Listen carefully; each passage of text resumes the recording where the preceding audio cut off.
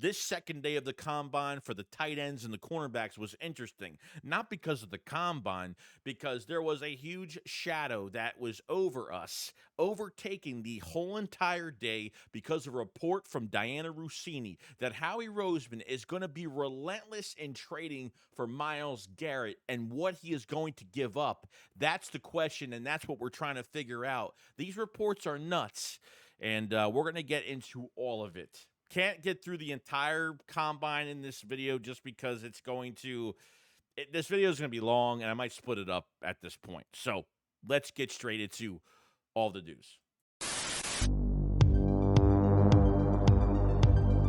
A killer buried, but not dead. Darren, we better turn around. Because I've seen enough horror movies to know any weirdo wearing a mask is never friendly.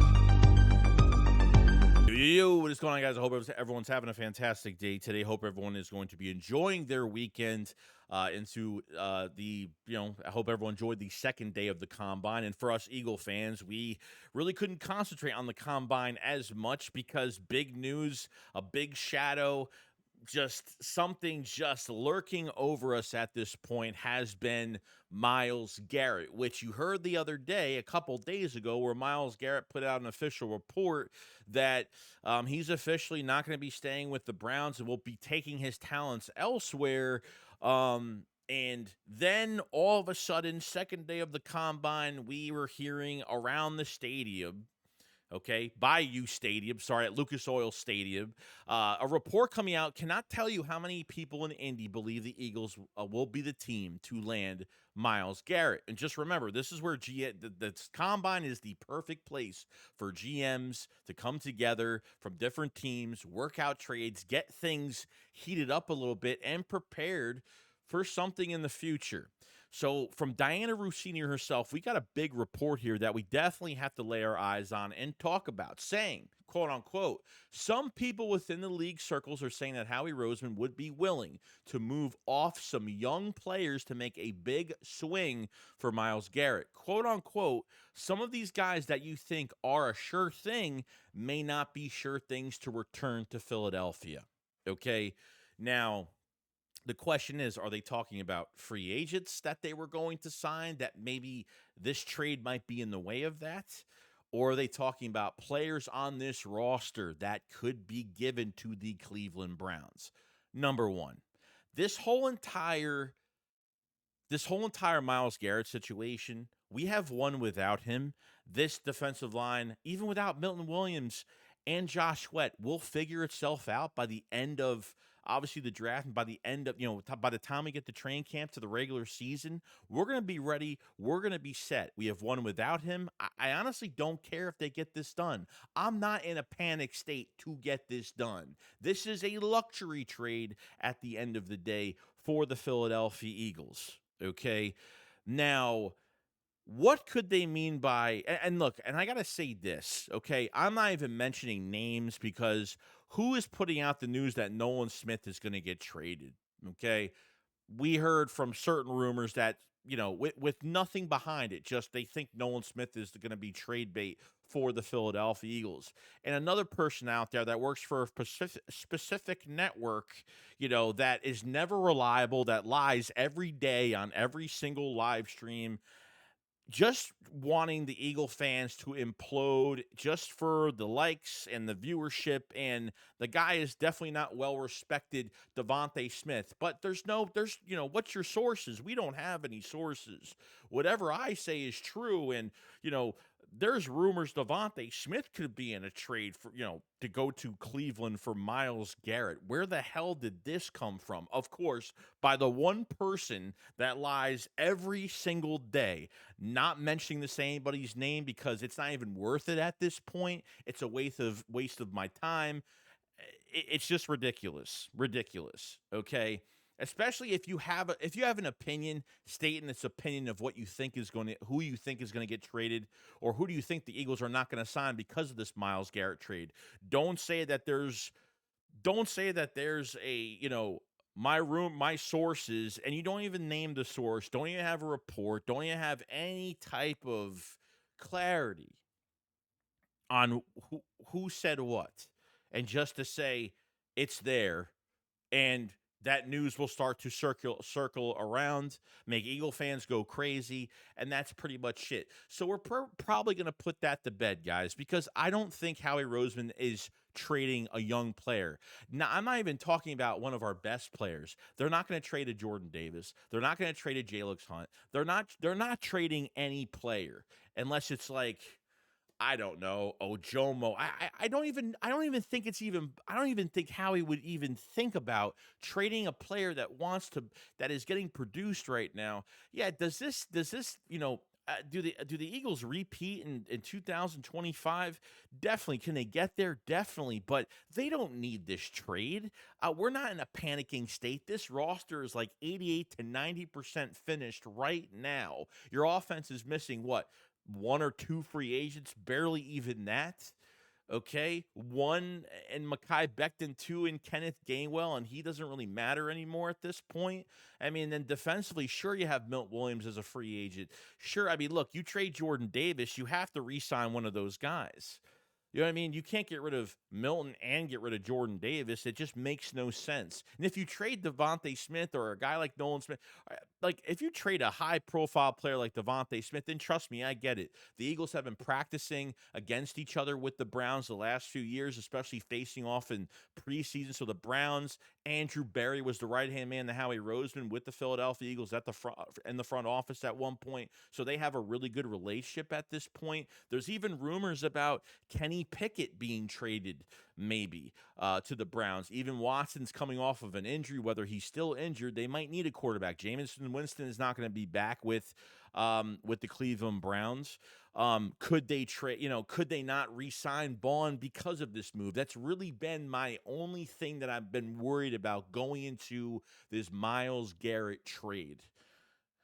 Okay. Because honestly, I think if the number for BAUN is between 14 to 17, maybe 18 million, I think they can get this done, make this contract where they save some money in the beginning, a friendly type deal where the cap hits won't be kind of crazy. Okay. Myles Garrett, I mean, realistically, when gets traded, that's going to be a big $36 million dead cap hit for the Browns. And I think his cap hits are 18 and 25 million the next 2 years on his contract. So obviously Myles Garrett has agreed to rework a deal to help the team trade for him. Okay, so I'm not saying it's all about money. I think this deal for Myles Garrett for himself as a player is less about money and more about getting the trade done and playing somewhere for a championship.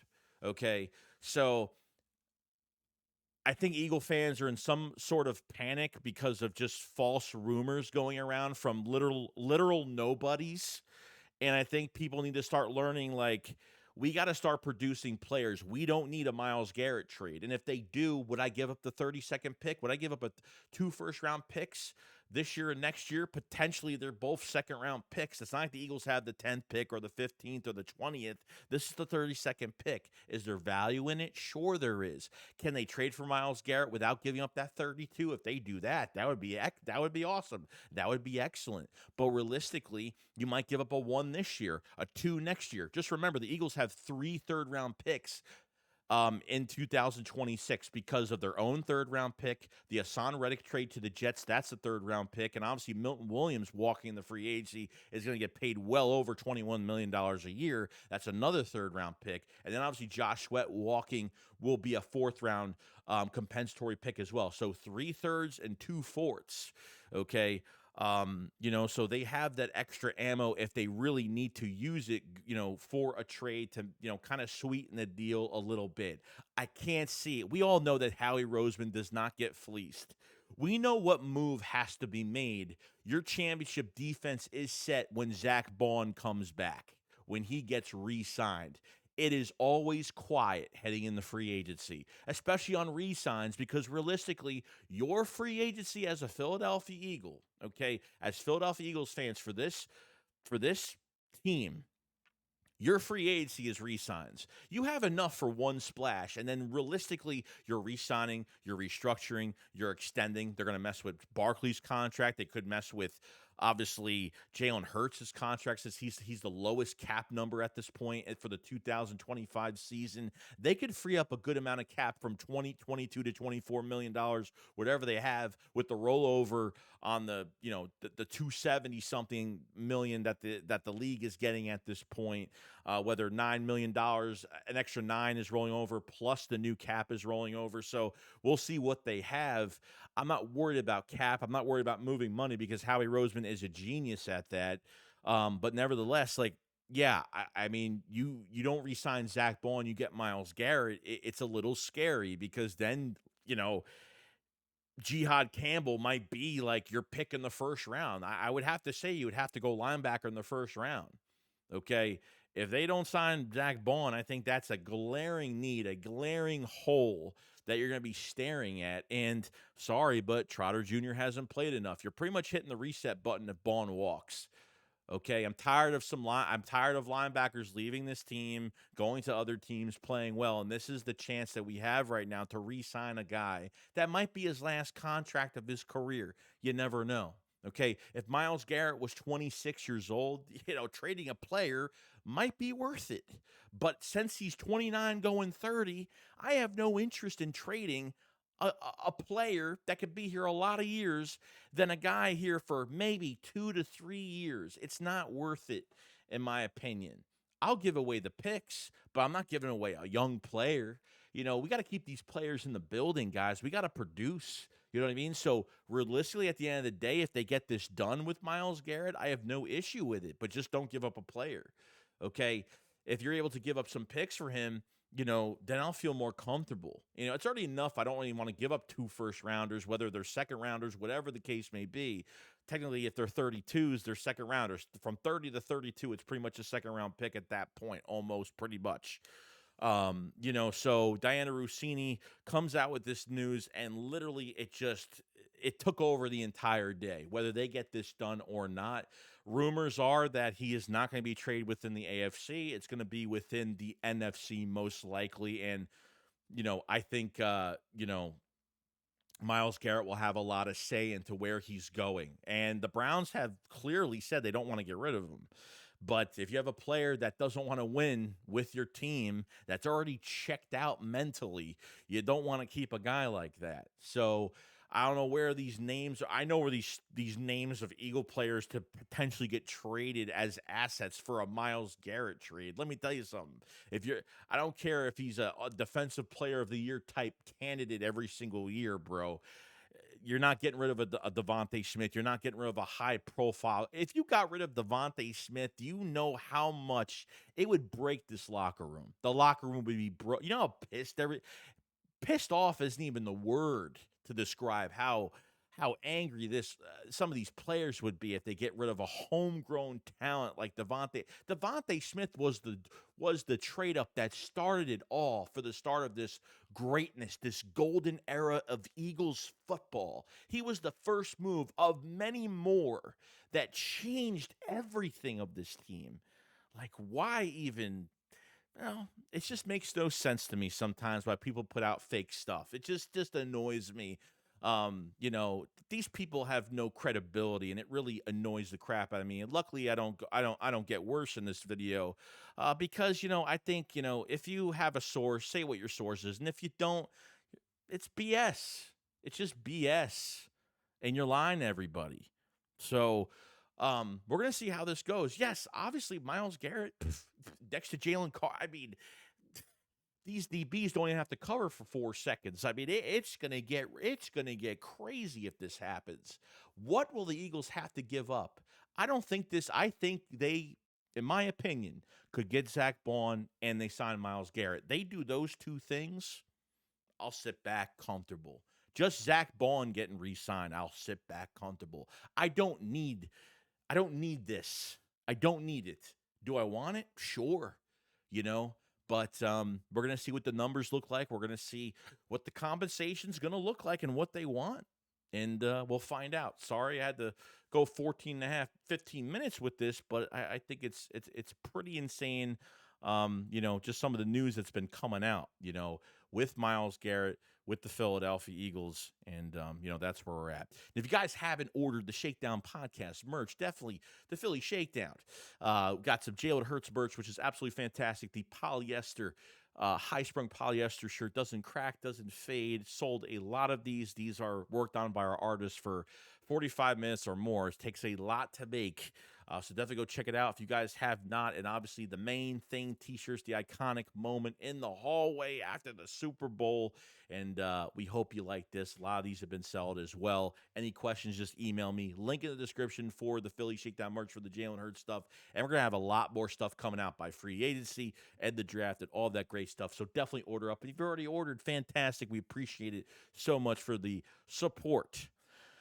Now, we're talking about the combine for the Philadelphia Eagles, okay? Now, this is the tight ends, the corners. We're going to talk strictly tight ends in this video because until we have to really talk about cornerback, we'll get into the cornerbacks. Cornerback 2 is going to be interesting with Slay. If he's returning, is Isaiah Rodgers returning? Could they, draft a cornerback in the first round? There'll be another question. Getting through free agency is going to tell us a lot on the tail of this whole entire story. If they really have to go another DB in the first round, which would be absolutely nuts. But if we're talking tight end, obviously Tyler Warren from Penn State, a guy that the Eagles probably won't have any grasp on. Colston Loveland from Michigan is another one that I really do like. That maybe they have have potential. Is it? Do they go first round? Dallas Goedert's contract is looming right now. Okay, this one is $11.8 million for the year. I think this is technically his last year. His 26-year voids. Okay. This is a guy that misses 5 to 8 games a season. Thank God he was with us during the playoffs.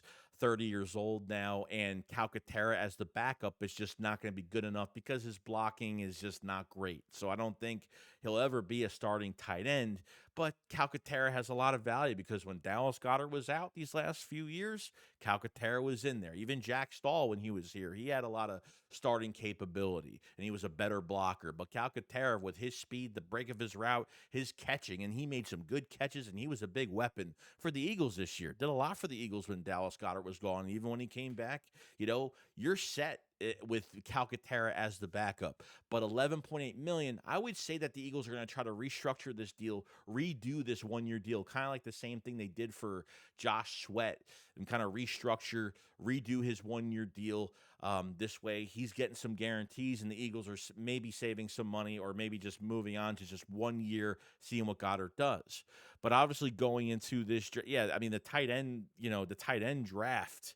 You're talking defensive line is deep. You're talking between DTs, defensive ends. Linebacker's nice, and I think tight end is one of the deepest going into this. And we've talked about Tyler Warren, Colston Loveland. I know the Eagles interviewed Gunnar Helm from Texas. He ran like a 4.93. He looks, I don't know, he tripped a couple times. He looked a little slow. I don't know if I'm on this train at all yet going forward. And like I said, I don't think the Eagles are drafting a tight end in the first round. I think, you're going to look early in the draft, probably on the second day most likely, because I think this is going to be a glaring need going forward at tight end if Calcaterra is not your number one, which I don't think he's going to be. Harold Fanning Jr., another guy from Bowling Green State University, another guy that's got some speed to him, 4.73, 4.72, has got pretty good hands. I do like him. The Eagles met up with him. Mason Taylor from LSU broke the record for tight ends for LSU with 129 catches for 1,308 yards, breaking the school record. Like I said, he looked great in the catch drills. He looked fantastic there. This guy's 6'5", 250 pounds, and I thought he did a pretty good job. I think he's pretty quick. Looks fast, quick hands. He looks really good. So, we're kind of going down this list and this line, and I need to check out more tight ends than what they've interviewed and what I've seen from this to do more research. But so far, I think it's time. I think the Eagles are going to get the future tight end for the future number one to play behind Dallas Goedert. You'll probably have all Dallas Goedert, whoever is behind him, and obviously Calcaterra. They'll probably carry 3 tight ends going into the regular season. We'll see what happens with that because Calcaterra is going to have a lot of value. You put him in the practice squad, someone is going to claim him, somebody's going to pick him up. So we'll see what happens with that going forward. But like I said, we have to look for a little bit more, and we'll see what goes on with Dallas Goedert, his contract. And I did like what I saw from the tight ends today, from the sample size that we did get from some of the activities that they did on the field for the second day. So tight end is going to be a big one going forward. Now, lastly, I'm going to go over the new QB coach for the Philadelphia Eagles. It looks like the Eagles have found him, Scott Loeffler, leaving BGSU for a position with the Philadelphia Eagles. And yes, it looks like it's going to be the quarterback spot. Now, he hasn't been in the NFL for a while. I think he's worked with Brady in the past. I don't know if it was NFL or it was college. I'm not really sure, but I don't really know much about this guy. Okay, so Eagles go into the college ranks to get their QB coach. So technically at this point, if he is officially hired, then the Eagles have completed all of their coaching needs between coordinators to the assistant coaches. Defensively, remember, no assistant coaches left defensively for the Eagles. I think you only lost an offensive assistant, TJ Pagnetti, that worked with Jeff Stoutland. You obviously lost Newsamira because he went to the Saints for offensive coordinator, with Kevin Patul becoming the OC for the Eagles. And you're pretty much all set as of right now going forward with your coaching staff. And, we are complete. We are complete finally. A couple weeks, free agency will begin, and we're about to see a lot of what's going on. I know people are going to jump on this video and comment about, if this thing is realistic with Myles Garrett. And honestly, guys, I'm not panicking over a trade like this. If they do it, they better make me happy when I see the results of the compensation. That's all I got to say. I don't believe all these names being thrown out. I don't believe Howie would give up a young player. He would get fleeced in a trade like this. And does this give you more of an opportunity for a Super Bowl? Oh, yeah, it's deadly. But you got to sign Zach BAUN. You guys don't realize how important that signing is for this team going forward. Because potentially, if you sign BAUN, you could re-sign Oren Burks because you got Ben Van Sermon coming off a knee injury, and you have Nakobe Dean that won't probably play until October, November off the the patellar tendon injury, and hopefully he'll be ready. And it's gonna take him an extra month after he returns. It's gonna take him a few weeks. Probably a little bit longer than that. So this is very, very important going forward. Sorry about the rant. This video is actually a lot longer than expected. So you guys enjoy the rest of your day. Make sure you subscribe to the channel. Make sure you let me know about what do you think about the Myles Garrett trade. Would you do it? Would you not? And what draft compensation would you give them? What is Myles Garrett worth at 29 to 30 years old with a couple to a few years left? And you think Howie Roseman is going to stay relentless to try to get him? Let me know in the comment section below. Subscribe if you are new. Do appreciate it so much. And definitely hit the like button for this video, because it helps tremendously. You guys have a fantastic day, and I will see you guys on the next one. Shakes, what up, follow, slide. Peace out, guys. Peace.